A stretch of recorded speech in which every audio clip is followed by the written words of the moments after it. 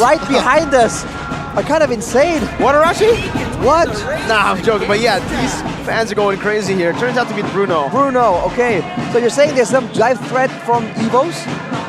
That's certainly the case, but I feel like it's more of a front to back. It's more of a big chase scenario because the CC and the Boxia both move very, very fast, and the Vexana, once someone gets knocked, stunned for just a short amount of time, if the Vexana can catch up to you, it's pretty much a done deal, even through the hard guard, depending on how much damage is available. So for Dewa, I think crowd control is something they really need, something to disengage if it's just not preferable. I'm sensing something unorthodox here from Dewa United. I don't know why. Just because the presence of Drian, I guess. Because this guy has been playing a lot of heroes. That's probably an understatement, but it's going to be Barats. Nope, it's not going to be something crazy. Gord. We've seen how Gord can perform against this kind of heroes like Boxia. Very effective. Just make sure you don't get ran over by that Shield Unity. So is it Yuzong or Paquito for Fluffy? I feel like it's... Or neither. Maybe Paquito or the Benedetta. Ooh, that's true. You're right. Fluffy with the Benedetta. So Benedetta, Paquito, Yuzong. Those are the three that I'm expecting here. Up against the Gord, right? You want to have a bit of dive. I wonder if they're considering something even like a Lapu Lapu, something with a bit more AoE. Right? You're right, I keep forgetting about the CC. I'm sorry. Oh, right, you... Wow, hey, You did this twice now. I did this twice now. All right, so... I'm seeing some kind of lockdown, some kind of chase. Okay, there you go. For the longest time, this has been a thing, right? The Shield Unity combined with the movement speed buff. And now, against what is most likely a Gord with an Ice Queen's Wand, an Angela with an Ice Queen's Wand, all that slows are going to be nullified. This is a wrecking ball strat coming in from Evos, going full speed towards Dewa. This is a battle of durability. 2 utility junglers plus 2 healers. A lot of buff as well. I'm sensing a long game here from Evos and Dewa United, considering that Dewa is indeed, like, on average, they also have the longest game duration in MPL Indonesia Season 13. But let's see, though, if that's going to be the case.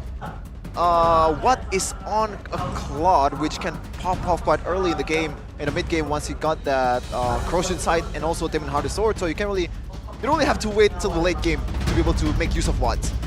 Well, just have to see how they make use of all the weapons they have. It's speed versus damage. Sometimes the speed can outmaneuver, but here we go, Shevin. The Apostles of the Gods versus the White Tigers is looking for glory. It's Evos Glory versus Dewa United. A whole new lineup to try to bring Dewa down and to bring a win. Their first one in Season 13. Can they do it? Off the bat, let's talk about Dreams with the focusing mark on the Rafaela.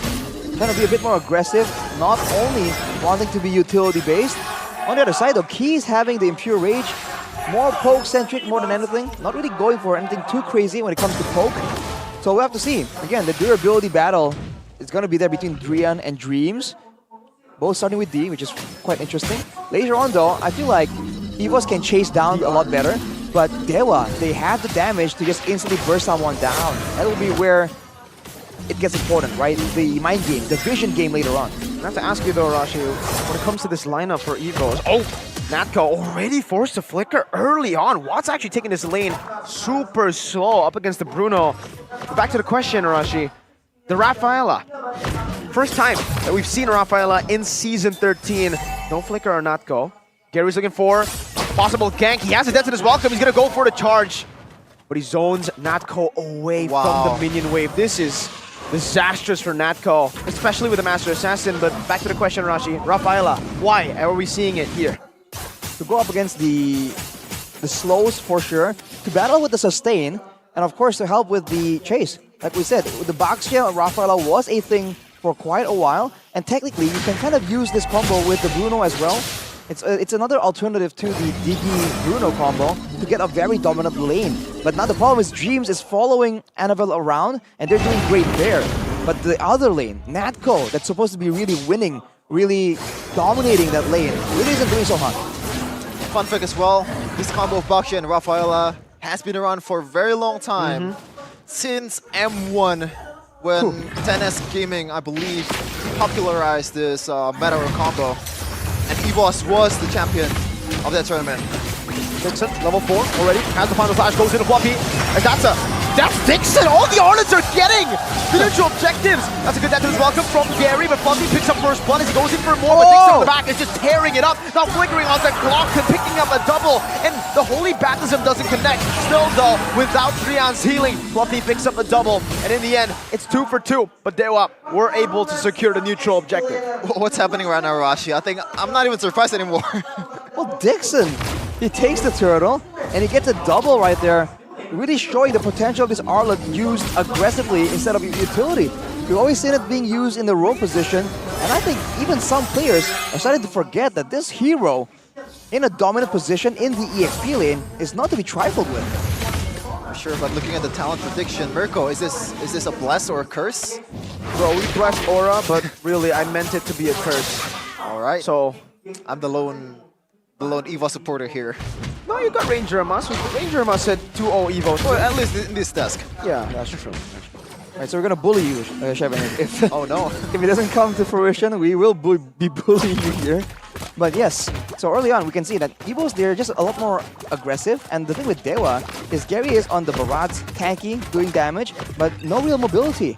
Unless later on, they want to use the hard guard on the barrage, which is not really ideal, right? You want to use it maybe more on the Claude, but maybe potentially on the Arlet, considering how things are developing right now. So far, still kind of a stalemate. 200 gold lead for Dewa United. Nothing to boost just yet, but they're looking to set up for the next turtle here in about 20 seconds. Who's on the advantage here, Rashi, for turtle fight? When it comes to setup, I believe Dewa has more of an advantage, and that's mainly due to the longer range of the Mystic Projectile coming in from the gourd. The Vexana will have a lot of crowd control as well, but it's relatively short range. So in order to do so, Clockun will have to walk up and be in a more vulnerable spot. Because of that, and the experience of Dewa in these neutral objective dances, I feel like they will make the first move for sure, but they might get countered. Viola is doing a good job to give Annabelle a bit more of that sustained mid lane. Going to be cleared already by Clockun. Shield Unity onto Dixon, Holy Baptism. Going to be able to connect, but Gary jumps into the back with that. Welcome, Annabelle still finds it! Somehow, some way. Dixon jumped to the backside. It's going to be a vengeance used up. What also? Onto Dreams now. 1 HP. Dixon slices him in the back. Fluffy's looking for a bit more. Looking for compensation. Dixon with a stun. Fluffy doesn't go for it. A kill over for the turtle. I think there was a slight miscalculation from Gary. He thought that he could get the turtle despite just throwing Annabelle into the turtle as well. But it looks like it's not enough. And Natko might be getting this one. Natko just brute forcing the turret take. That's good for him. Now Dewa, they were getting some value right there, losing the turret, but the turtle, but still having the pressure that they have in those neutral objective takes. Now that Keys has finished the Ice Queen's one as well, that's another layer of crowd control that Evos have to calculate. They have to wait for Dreams to have the holy healing before they even try and go into those choke points where Dewa can just slow the whole team with those spells. So, I don't know, it's a bit too, maybe a bit too soon, Arashi, but so far Evo's glory, are they doing better with this lineup? It's a bit early, but you're seeing potential, right? The fact that they're actually putting up a good fight against a team that's just been doing so well in the MPL definitely is a breath of fresh air, especially for the fans who are watching anxiously right now. But again, time will tell. Looking at the player's gold by Ube's gold, Watt is all the way up there, still above Natko. So not quite according to plan for Evo. Look at that, Gary walking up is just not the ideal target. There's no way they want to pour in all of their skills and damage into the barrage. So far, it's a very peaceful game, and I get it. There's not much engage potential from both of these teams. There's no pick-off potential, and you have to play around those healings and also durability to be able to succeed. But 3-2 in the span of 7 minutes. Annabelle is looking for keys with the jukes.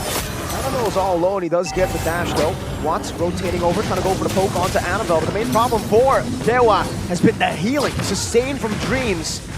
Annabelle actually using that Poissons very early on. No damage reduction now. Without the Poissons, Watts going back up to that turret up top. That has actually been taken away by Natko earlier. Prio blazing the wet though. And the battle mirror image with a hard guard here. Oh no! Dixon! The auto tap jumps into the other side. Dreams though will use the Holy Baptism, and in the end it will be worth it for Dewa United, who takes a dub through distractions as Gary finds a free. neutral objective. The bottom lane though, a turret gets taken down by Fluffy, so it is still a trade for these teams. Well, it still works for Dewa for sure. Everything going to plan, able to stand their ground and use the threat of a more reliable engage, reliable front line to really pressure Evos away from the objective. We're gonna look at the contrast here between the Rafaela and the Angela. Dream has built the Flats of the Oasis first, whereas for Dreams, he actually went and built the Necklace of Durance. So a bit of a difference in priority. For Evos, it's all about that utility more than anything. But for Dewa, they're trying to play around with that sustain. Take a look at the items, Arashi. Looks like Carry is prioritizing that magic defense towards Clockhood with Radiant Armor first item. Well, the glowing one will definitely be able to take down, well, to take and actually stack the Radiant Armor, so it's a good item. If the fights are projected to be long duration, then the Radiant Armor is definitely a better pick, because most likely Gary won't be the main target for all of the spells from Clockhood anyways, right? He wants to save those spells for someone that's a bit more valuable, so in that sense, the Radiant Armor still is a good choice.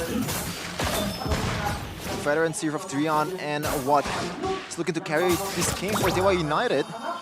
So far 3-2. Once again, Anafel is just kind of flirting with everyone on Dewa United's team, man. Like, he's not going for it, but Hinting. He's hinting at the possibility of an initiation. I like the word you use, flirting. Flirting, yeah, interesting choice of words, Shevin. And he was able to actually get all the way towards keys in the previous Turtle Dance. So that is something that Dewa are kind of wary about right now. If he can do the same in an actual big fight, it could be disastrous for Dewa.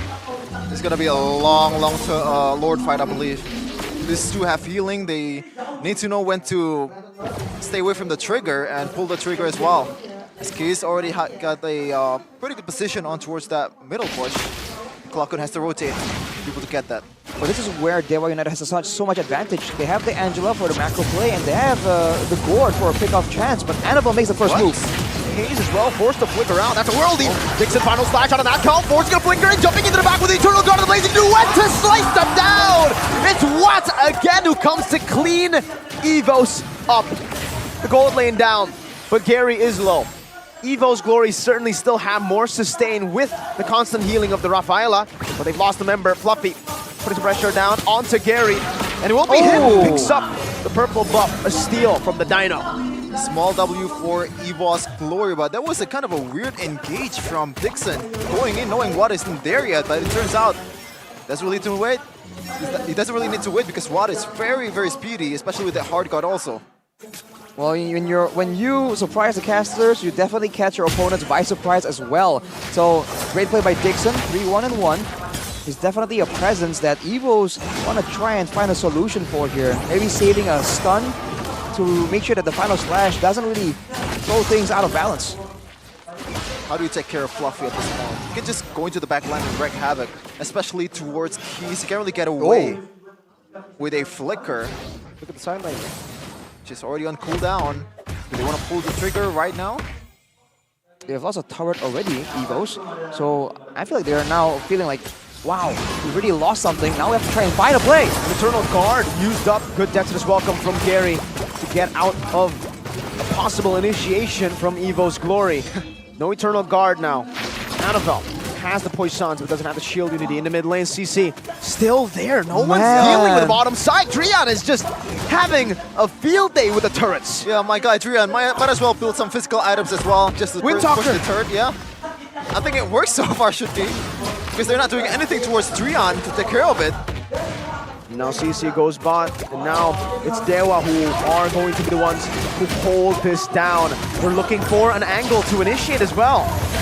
Still on the bottom side.